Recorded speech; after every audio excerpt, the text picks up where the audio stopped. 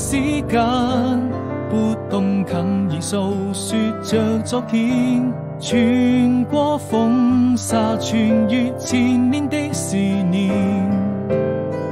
未來還有多遠，我們會在哪裏相見？一切又回到起點。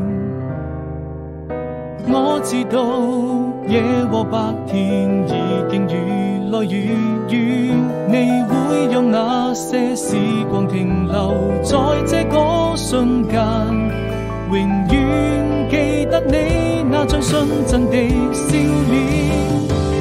哪怕被風化成一片煙沙，在你耳邊卻多了一分牽掛。歲月啊，你一定是我今生最美的年華。